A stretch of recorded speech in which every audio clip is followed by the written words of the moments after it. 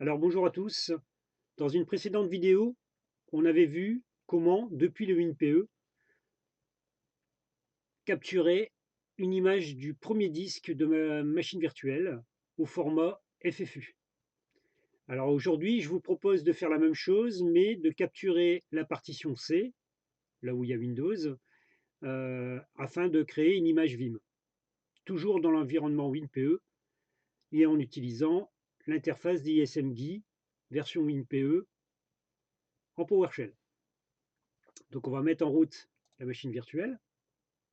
Alors, la machine virtuelle sur le disque 1, l'installation de Windows 10 Pro, je l'ai mis à jour et j'ai volontairement refait un sysprep pour la mettre en mode OEM. Donc, on va capturer cette image et ensuite on va la restaurer depuis le format Vim. Donc, c'est parti. On met en route la machine virtuelle.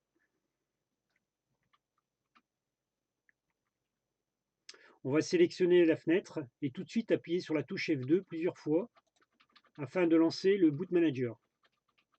Voilà. Donc là, on est dans le BIOS UEFI.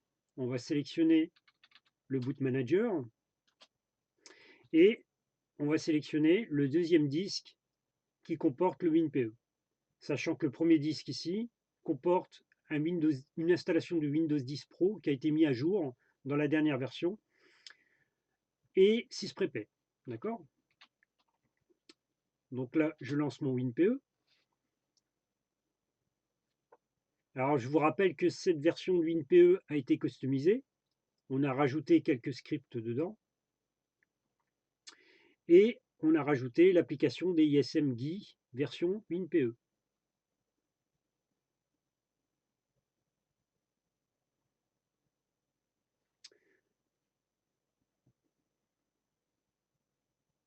Donc là, on voit la ligne de commande en PowerShell qui permet d'exécuter la version DISMGUI WinPE.psa. C'est un script en PowerShell.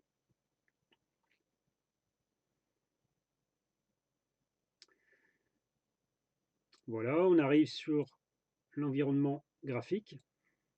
Donc c'est bien DISMGUI version PowerShell. Et ensuite, on va s'amuser à faire une capture de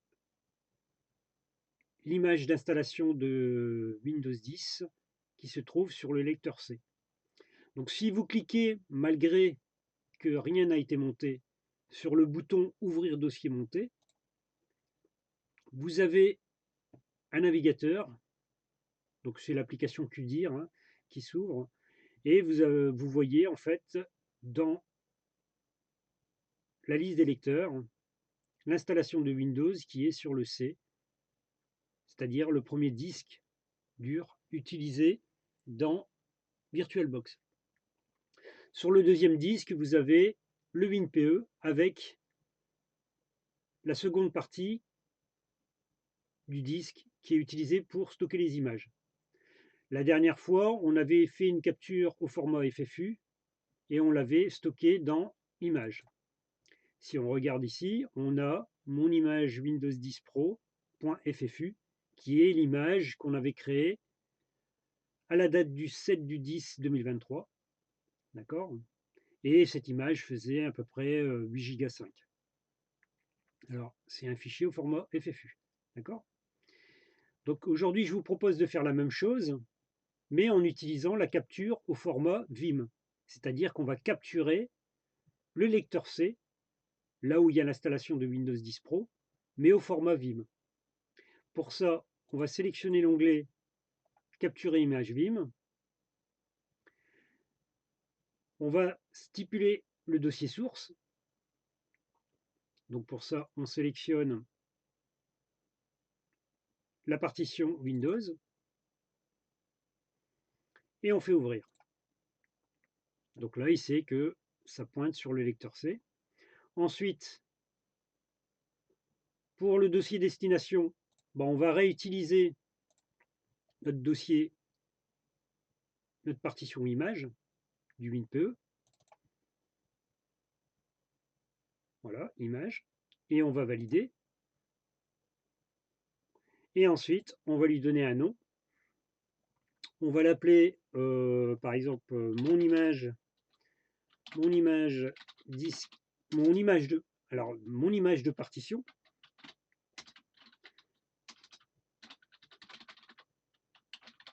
Windows, donc en l'occurrence la partition C, et on va donner au niveau des métadonnées un petit complément d'information, et on va mettre la date du 14 du 10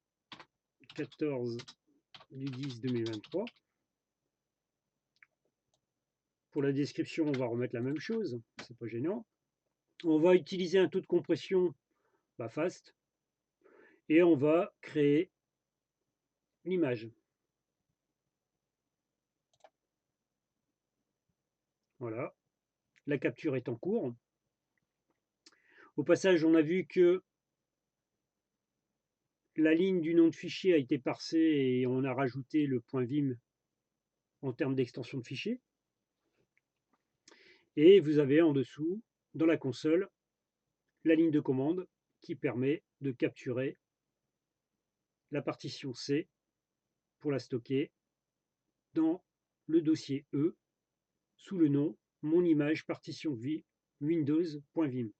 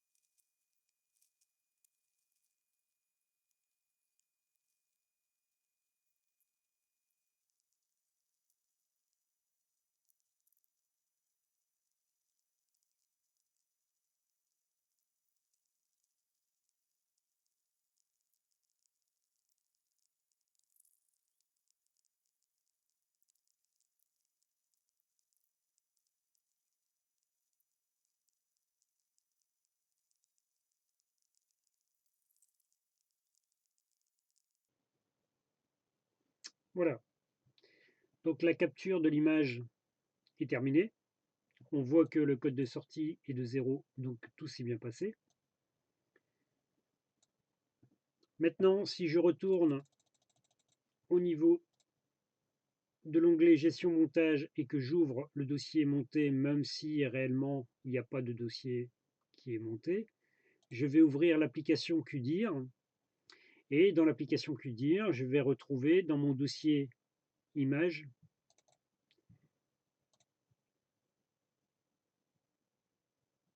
mon fichier qui s'appelle mon image partition windows.vim à la date du 14 du 10 2023. D'accord? Et l'image fait 9 Go 7. Elle est un peu plus grosse que le format FFU. D'accord? Maintenant, on va quitter l'application DSM Guy pour revenir dans la console DOS et on va formater le lecteur C.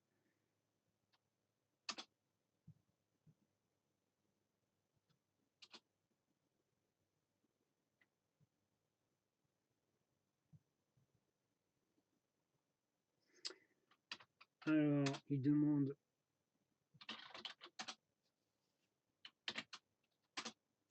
une confirmation sur le label du lecteur. Donc là, c'est un formatage long, donc ça ne m'intéresse pas. On va mettre l'option /Q pour faire un formatage rapide.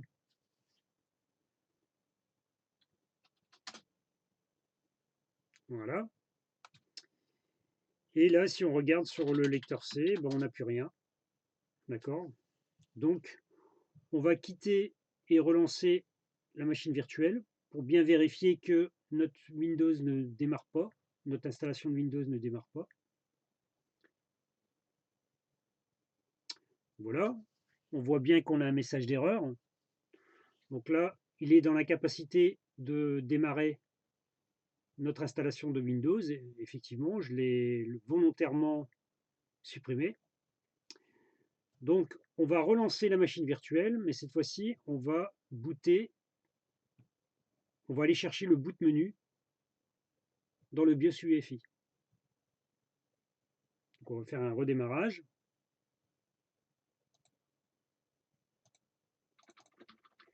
Et on sélectionne via la touche F2 le boot manager et on vient chercher notre WinPE qui est sur le disque 2.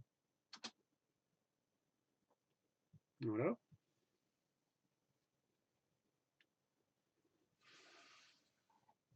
Et le but du jeu, vous l'aurez compris, hein, c'est on va réappliquer notre image de Windows dans la partition C. Donc là, on parle bien de partition image. Hein.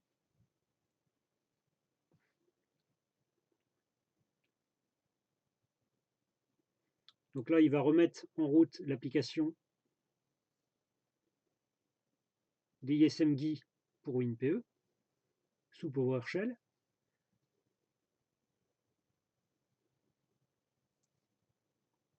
Voilà. Donc dans l'interface, on vient sélectionner l'onglet Appliquer image Vim. On va parcourir l'ensemble des disques pour aller dans notre dossier image et on vient sélectionner notre image Vim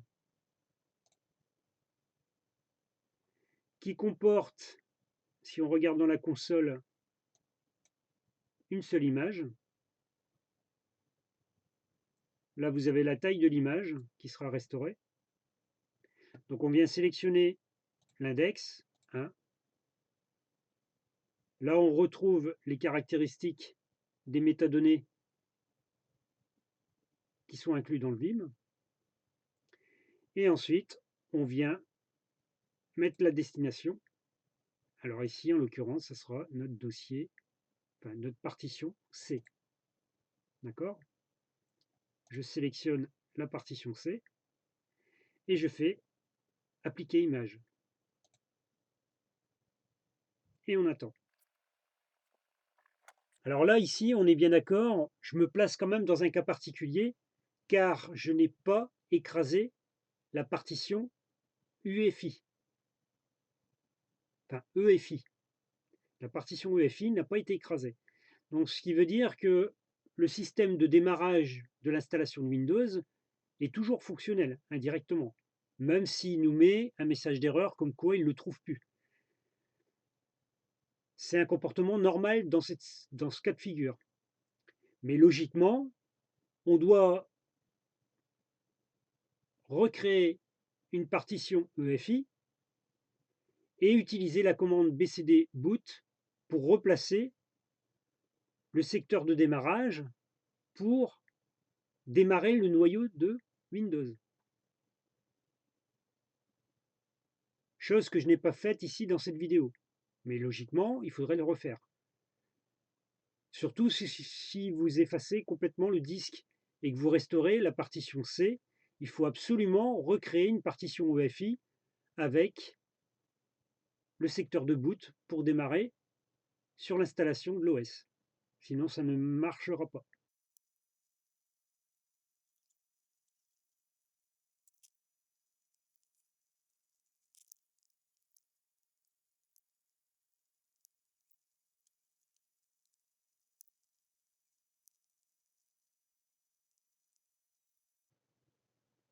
Voilà, l'application d'image est terminée. On voit que le code de sortie est à 0, donc il n'y a pas de problème. Donc voilà, logiquement, ça devrait fonctionner. Donc je quitte l'application DISMGui. Si je regarde sur la partition C, on voit que la structure de données de Windows, de l'installation de Windows a été rétablie. D'accord? Si je regarde avec Dispart,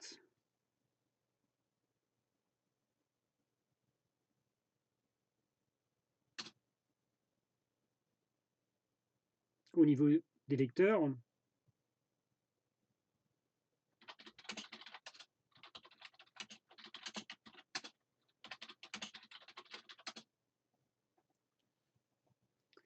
Donc, mon lecteur C pointait sur la partition 4 principale de 49 Go. Et la partition système est ici. C'est la partition qui fait 100 mégas. C'est celle-ci qui s'appelle EFI dans les documentations Microsoft.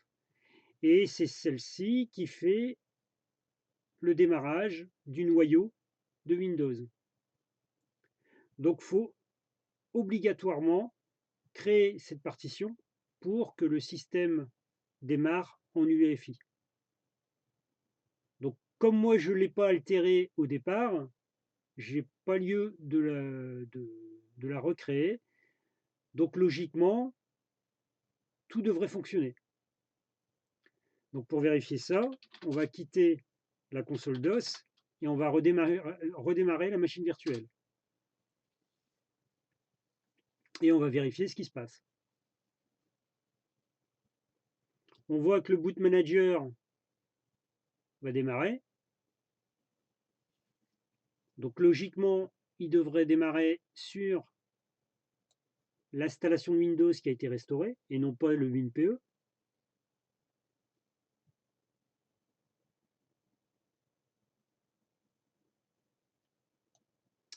Comme j'avais fait une installation sysprep OOBE, logiquement,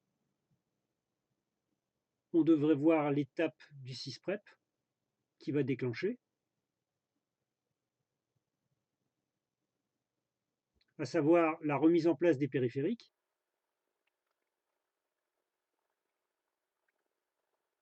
Voilà, vous voyez, préparation du système, préparation des périphériques. Donc, logiquement, là, on devrait aboutir sur une installation OOBE de Windows 10 Pro. Conclusion, la restauration de l'image au format Vim s'est correctement effectuée. Donc on va aller jusqu'au bout, on va créer un compte et on va aller voir sur le bureau.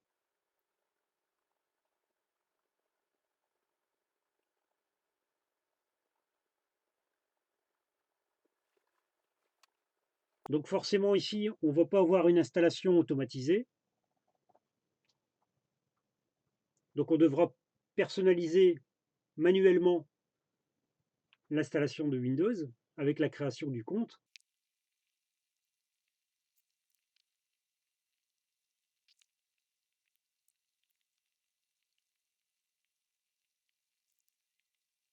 Voilà, la préparation est terminée, donc le système va redémarrer. Et il va nous poser quelques questions, parce que là, on est dans un mode de fonctionnement de type OOBE.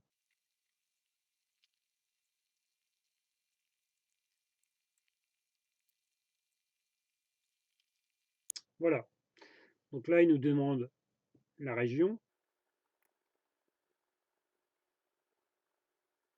Là, il demande la disposition du clavier. Là, il demande si on veut ajouter une deuxième disposition. Je fais ignorer, j'en ai pas d'autre.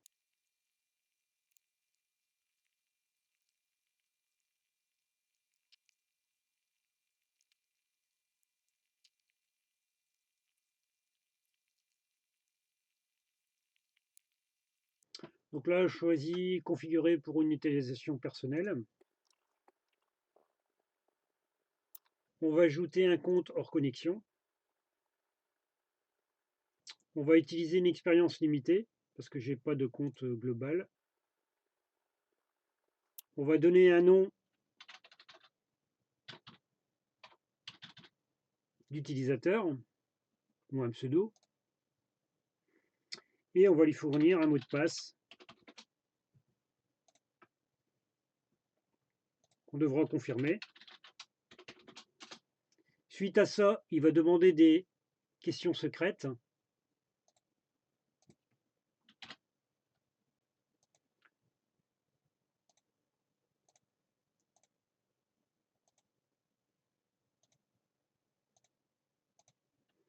Bon, normalement, on répond pas n'importe quoi, hein, on met vraiment une réponse appropriée à la question. Après, ça vaut ce que ça vaut.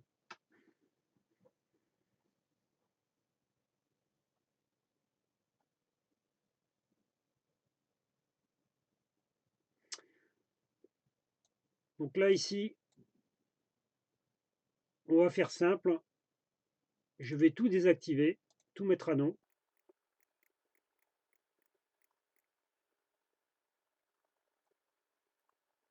Ensuite, pour la personnalisation de votre expérience utilisateur, je vais faire ignorer.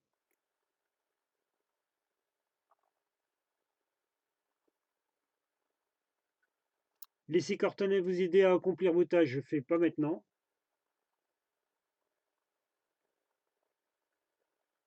Voilà, là il est en train de créer le profil du bureau utilisateur.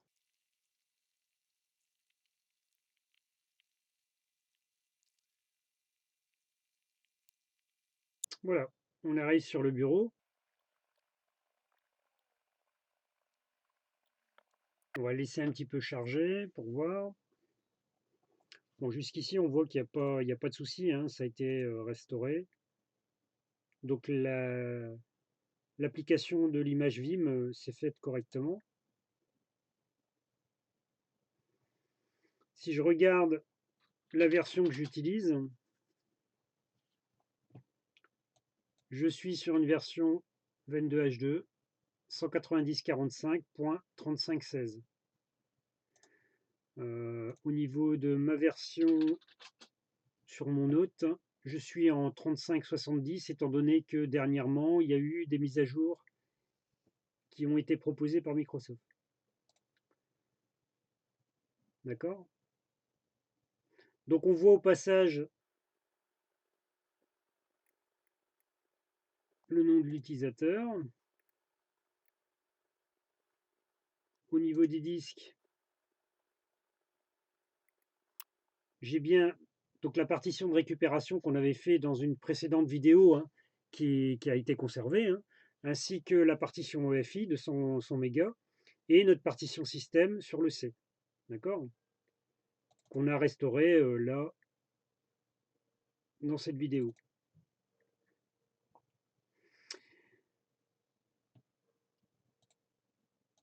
Donc voilà, j'en ai terminé avec cette vidéo.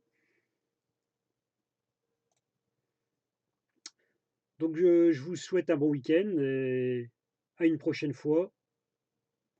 On verra d'autres astuces concernant l'application DISMGUI dans l'environnement WinPE. Merci et à plus tard.